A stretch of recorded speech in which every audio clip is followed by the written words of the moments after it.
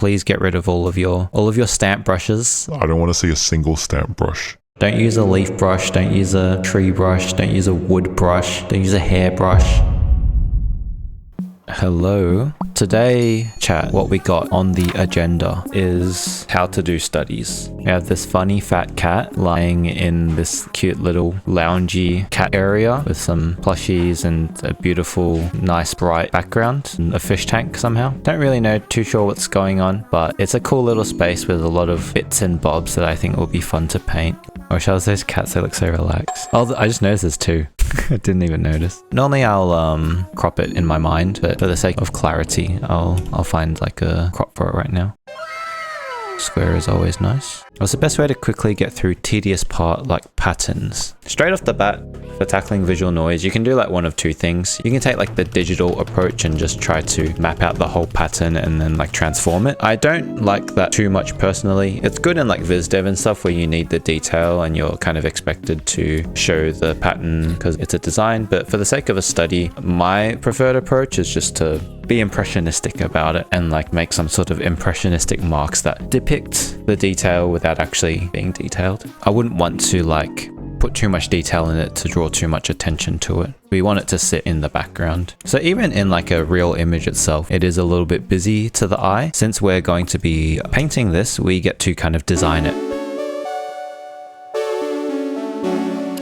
Let's just start off with an underpainting, okay? People often ask like, what color to use for the underpainting? You can use anything you want, but personally for the work that I do, I like to let the light leak through the underpainting. You know, you can start off with a really bright color, but I'll end up like wanting to cover it up a lot. Whereas if I put something a bit more kind of neutral, it'll come through in bits and bobs. But even if I just kind of leave it entirely and I don't paint anything over the top of it, it still looks okay. I like to put down a little bit of texture because once again, if I kind of just leave it there and let bits of it come through or even a whole chunk come through, we've got like a bit of visual interest, which is good to have. I like to keep the layers pretty minimal, but we're gonna create our first layer. So in the first step, I like to capture kind of light and shadow. So I'm just gonna pick a color that kind of complements this background nicely. We're gonna like kind of sketch out the skeleton, the bones of our painting. We want to focus on light and shadow. So I'm not like, okay, I'm gonna draw like the structure of this like pillow thing. Like maybe I want to, maybe it's like useful to do that, but for the most part, I'm just kind of like squinting my eyes at the painting. Yo, this is tip number one. Squint. Squinting my eyes at, you know, my reference to see where the light and shadow is and where the contrast is. The reason why we squint is to eliminate the details which overwhelm us. Squinting helps to eliminate those distractions and help you see kind of the most simple and fundamental light and shadow shapes. If you think about it, when you squint, that's the first impression you will get of an image that you see, you know, with your eyes. And so by squinting, you're kind of simulating that first impression, and you want to make sure that your first impression is on point. Taking your glasses off, that works as well. If you're blind as a bat, that's actually an advantage when it comes to painting. When working digitally, you know, you can chop things up, cut things up. I've drawn this and I'm like, oh, this is too big. Like, just do that. Okay, just scale it down a little bit. The great thing about painting as well is that you don't have to like worry about keeping it clean, you know? You kind of just like clean it up afterwards by painting over it. You know, I'm going to change this color because I don't like it. I want something a bit more cooler. This also kind of serves as an underpainting. Everything's an underpainting. We want to build it up in layers, you know? That's how you get, how should I explain this? Like a depth of color. Yeah, so at this stage, it's important to get the positioning of things right. You want to keep things easy for yourself, plan it well, and then later all you'll have to worry about is rendering. So at this stage, we're getting kind of the shapes down. The shapes, the light and shadow shapes. There's something interesting about the term shape language, right? We've kind of all heard of shape language and we all kind of know what it means. But did you ever think about the word that is used to describe shape? The word is language, because it's all about communication. Shape language is how you communicate with shapes. And what do you communicate with shapes? So going back to the kind of idea of like the first impression, when you squint, you kind of see something in its like initial state. Like, what do you see? Well, it's formed by light and shadow. You know, the shape of the light and shadow can create the illusion of depth. It can look like a human. It can look like a cat. We have a cat in this painting. I don't know. What do you guys see? There's like a Rorschach test. Tree hand grab. Leaf and ball glove thing that they use in baseball. Yeah, like a ball glove.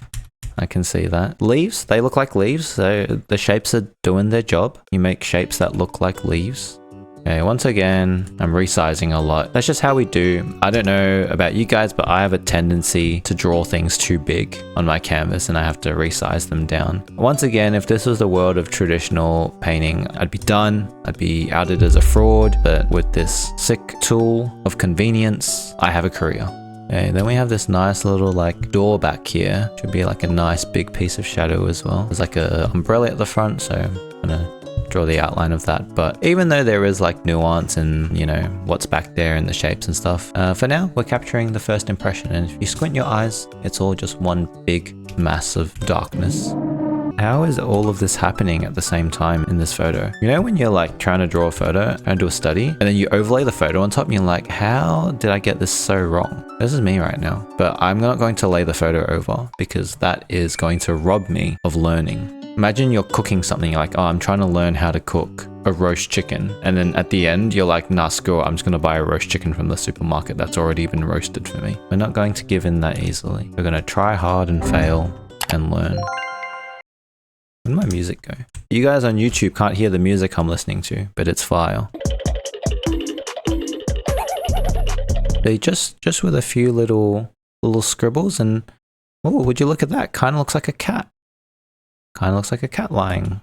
Okay, I am kind of noodling this in a way that I don't really like, so I'm just going to leave it. It's not important. So here we are now. It's kind of ambiguous. We don't really know what we're looking at, but if I squint my eyes at the reference and my image, they kind of look similar.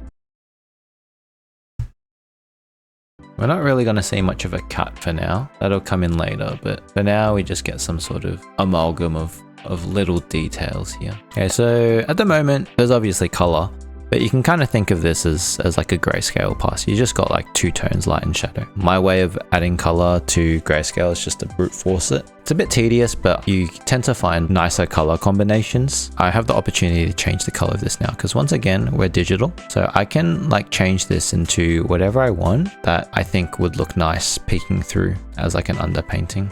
And now we can paint over the top with this kind of like shadow shape guide, something like that.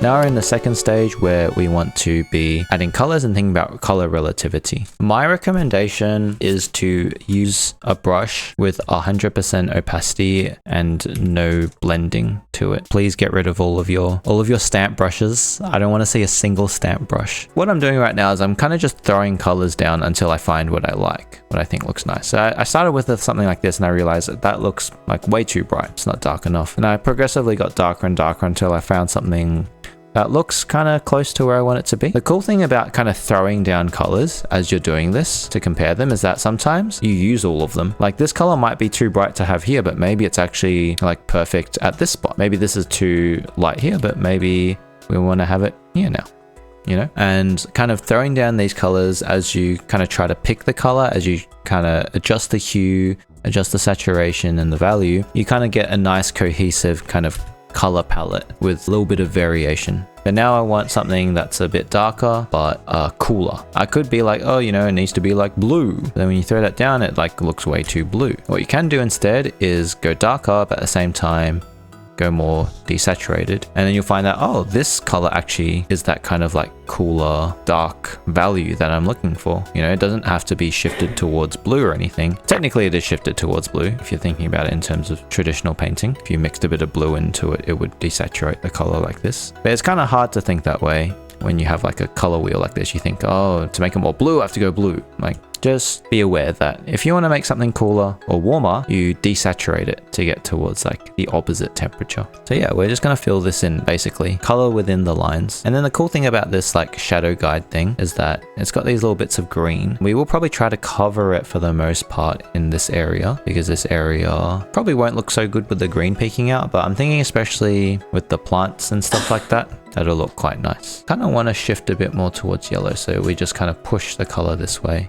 I throw it down, it's like, okay, it's not really where I want it to be. It's not bright enough. I was like, okay, that kind of looks good. That actually looks pretty close to where I want it to be. picking colors is trial and error. And I'd say painting traditionally is very much the same as well. You might not think of it that way because you actually have to mix colors and it's a lot more intensive and tedious, but you do the same thing as well. You mix a color, you kind of dab it onto your canvas, you see how it looks, and then you adjust it. This may or may not be the most difficult and frustrating thing about painting studies. This initial part might be much more easy and intuitive. There's less things to kind of worry about. You're kind of thinking in binary, right? But now we've got 8-bit color now or something like that. I don't know how many colors that is, like 256 or something like that. 769,000.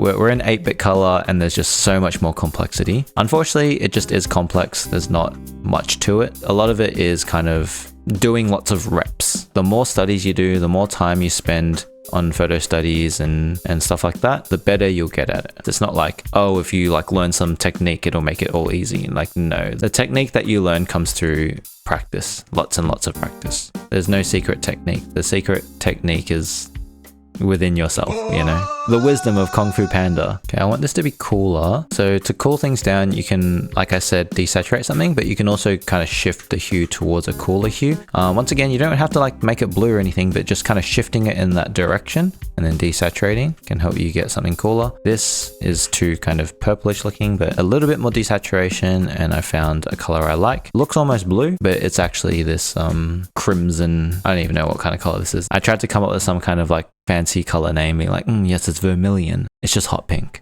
And then if you want a brighter value of this, you can kind of go this way. I might go more towards coolness and more desaturated. And I get some kind of like bluish color that's a bit lighter. That's what I want.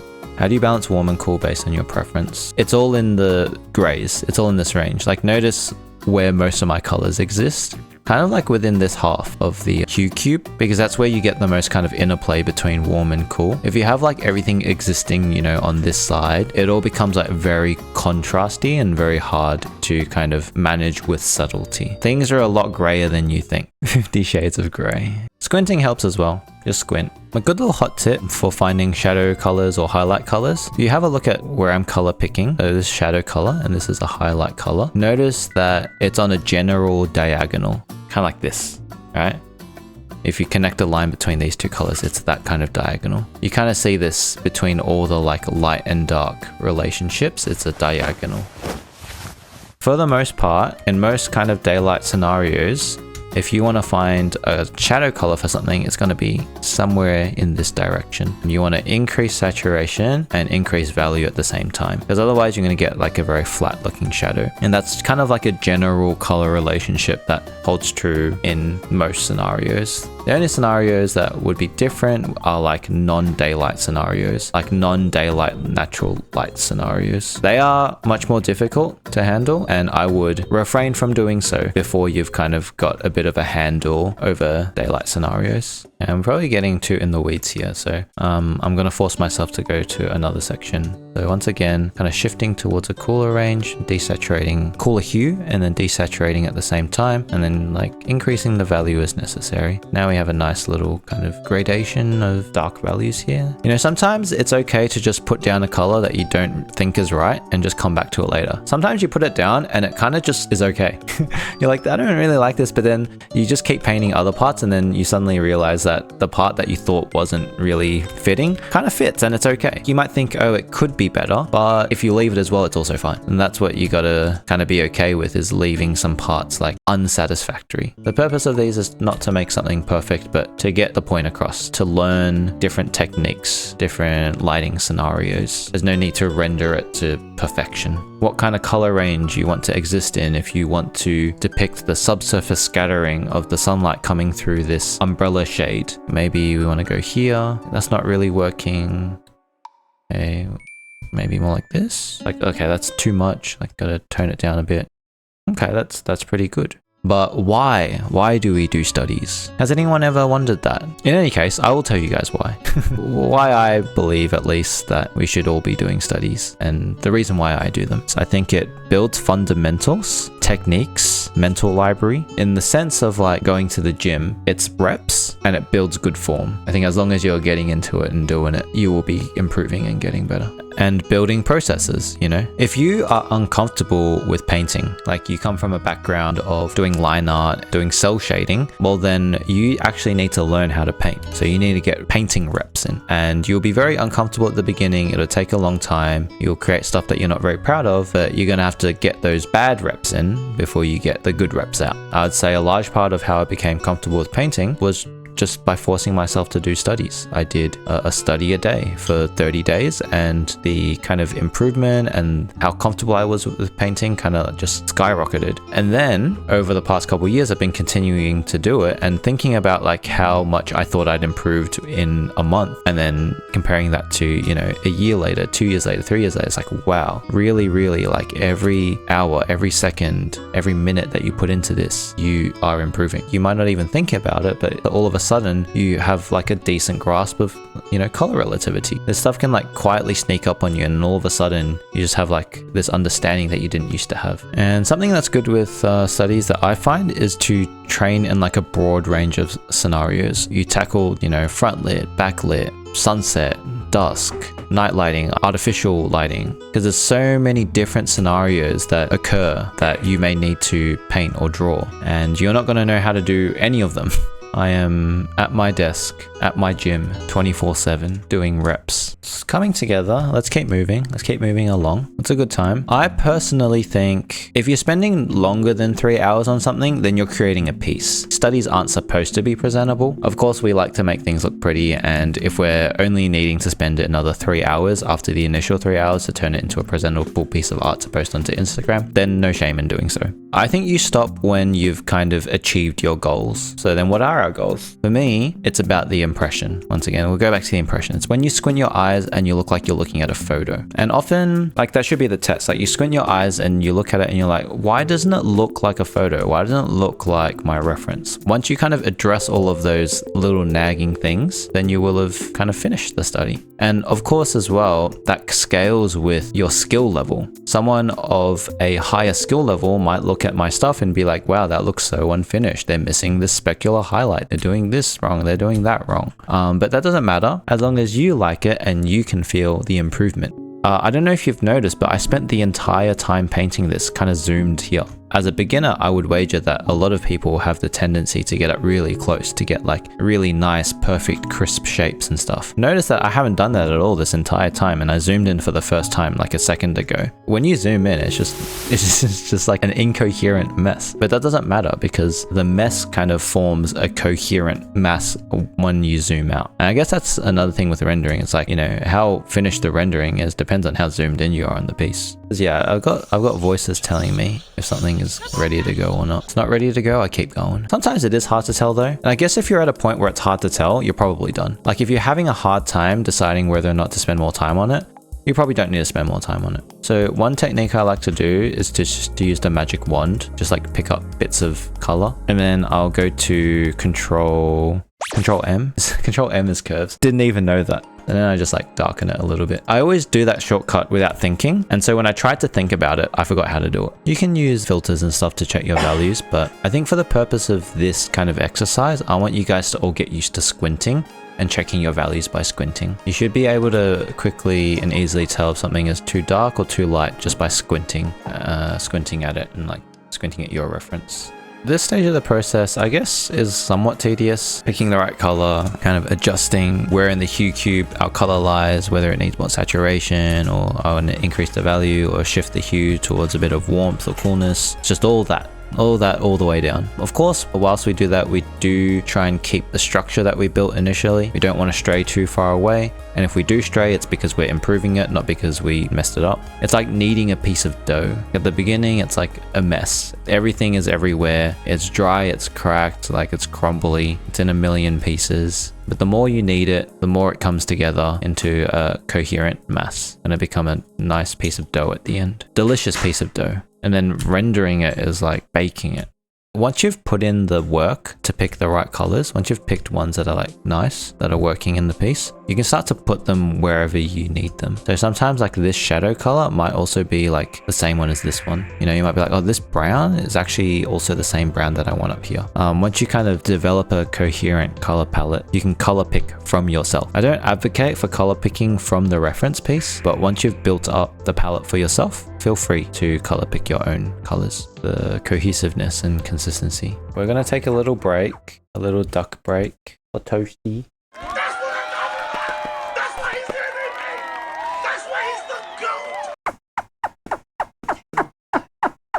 Okay, duck break over. Just took a poop, but good thing she's wearing a diaper. I think once we add these leaves, it'll be looking quite good because they add a lot of the dark value that we're missing. Don't be so concerned about making things look exactly like the way they're supposed to look early on. It'll slowly but surely come together. Trust the process. I think it's a bit of a trap as well to like try to make things look the way they're supposed to look, because then you end up like over rendering and spending too much time on something. Try to stay zoomed out as much as possible, to be honest. And even if you do zoom in, when you do feel compelled to zoom in to kind of get the positioning and stuff really accurate, do zoom all the way out afterwards to check. Typically like corners and where two surfaces meet, where the light cannot reach, a dark shadow in those areas. That is called ambient occlusion. Couch looks like an open baked potato with sour cream and onion inside. I've kind of left that out for now because it is plaguing me at the moment. There's a lot of detail in there. All right, baked potatoes no more. I am somewhat zoomed in and cats will be appearing. Everyone's favorites. So here in this part of the piece, we're adding more detail because kind of like the focal point. So we can get away with a bit less detail in other parts, but here we really want to get more into the nitty gritty. And I think I made the cat's face too small. So with the power of digital tools, I'm going to make it bigger. Oh, no, I'm going to make it bigger, not smaller. Cheating again. Oh yeah, looking minion now. We can make some quick changes from this to this just to help out a bit the contrast and the lighting. I do feel a bit like a fraud, but that's kind of the benefit of digital and the benefit of kind of having a solid value structure, is that you can make a global change which really like just takes it to another level. The reality is you already had the base there, it just needed a little bit to push it further. Yeah, so this is what I'm saying. It's like, to me, it doesn't look quite presentable yet. In this scenario, I'm trying to show people how to do a study, so you'd hope that it's good. But certainly, like when you're learning something new, there should be no pressure to produce something like amazing. You're literally learning. I think I've picked like a pretty tricky study as well, because even with the original image, if you kind of squint your eyes, it kind of does look like a mess. So I've given myself a little bit of a tricky task, I think. In order to bring this one together, I think it does require a certain amount of kind of design and compositioning to get a nice looking thumbnail out of it. To succeed is to cringe for a lifetime. If you live your life constantly avoiding cringe, have you even lived life? The point I'm trying to say is that if you haven't put yourself out there in uncomfortable situations to cringe at, then have you even lived? I need that gummy bear. This isn't gummy, by the way. It's supposed to be fluffy. I need to make it a bit duller. It's too like rich in color. There we go. Less gummy now. I've kind of got the bones down today, but I think tomorrow I'll be spending time to make it presentable. Alrighty, see you guys tomorrow.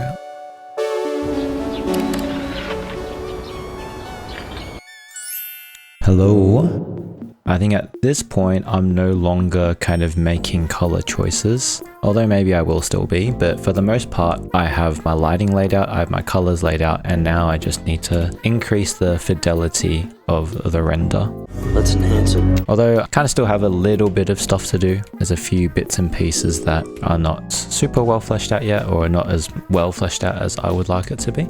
I guess the secret is to not be too kind of caught up in the detail. It's like sometimes just a little bit is enough to kind of get the point across and kind of sell the effect. We zoom out a bit, it's like, okay, there's some kind of like patterned window back here. I think I can kind of see that. So I guess we are in the rendering stage now. We're actually worried about the mark making that we're doing. Prior to this point, we should not really at all be worrying or thinking about the mark making. We should be tackling it in stages. If you're trying to do everything all at once, it's going to be really complicated.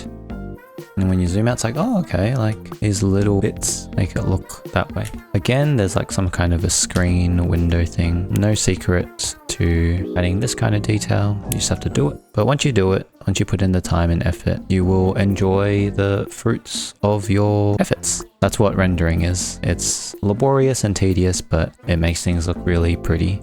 And, you know, it's up to you how much you invest your time into that. You know, many styles that people work in kind of don't. I can kind of think of myself as like somewhere in the middle. I'm not like super tight rendering like a League of Legends splash art or anything like that, but I'm also not like super loose and sketchy. I still like for things to be resolved.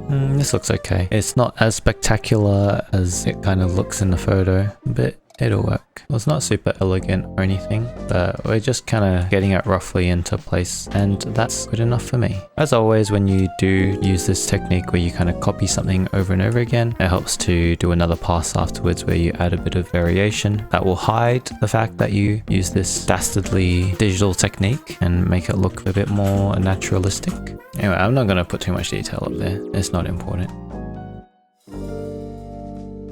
Okay, that looks kind of like a bricky little texture. Okay, I'm kind of happy with most of the background now.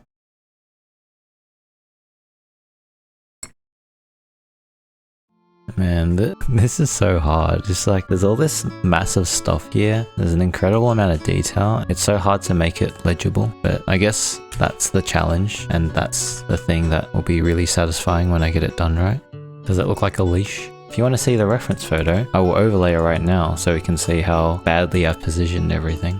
Wow, it's so funny how different everything is, but how like everything is kind of the same, but not really. It does feel like I can probably squish everything up a little bit and add more along the bottom. Glasses on versus glasses off.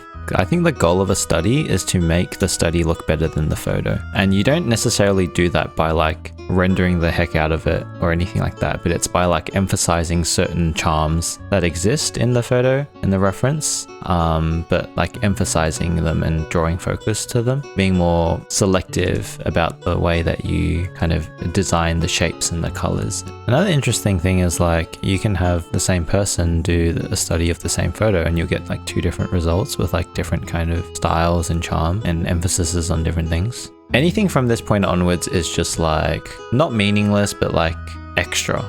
I want to make the flower pots like hotter.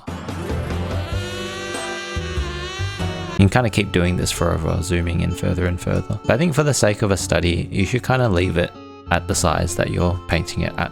You can kind of think of it like the coastline kind of paradox, where like the perimeter of a coastline of a country is kind of like infinite, because if you keep zooming in, you'll find like more little like craggly bits. You can kind of indefinitely increase the detail forever and ever. But of course, at a certain point, you reach diminishing returns. Okay, I'm gonna call this done. It could definitely have a lot more detail added to it. It always could be. The goal is not to make something that's perfectly rendered. The goal is to make something that looks perfectly rendered. You know what I'm saying? It has to look a certain way, it doesn't have to be a certain way. Hey gang, thanks for checking out my first YouTube video. If you enjoyed it, consider subscribing and liking the video. Please leave comments about what you found helpful and what topics you'd like me to cover in the future. This channel is a work in progress and I'd love to be able to help you all as much as I can. Big shout out to Pier for helping edit the video, without whom this wouldn't exist. And leave your suggestions and critiques in the comments as well. Thanks! Why is there a bug in my drink? Ew. Luckily I'm at the end of my drink, but I don't know how that bug got in there. Chat, how do people come up with music like this? How do you come up with this melody in your head? I love like the motion. How they pee in 3 seconds? That's crazy. How they do it? What kind of technique do they use? The best that I could do was 15. What's it called? Like when people die and it's like how evolution works? What's it called when people die? Like survival of the fittest, but it's like Darwinism or something? I still don't know what he's saying. What's that like term or saying about, oh, it's natural selection? I've been cleaning around my house like, this is the perfect content to clean your house to.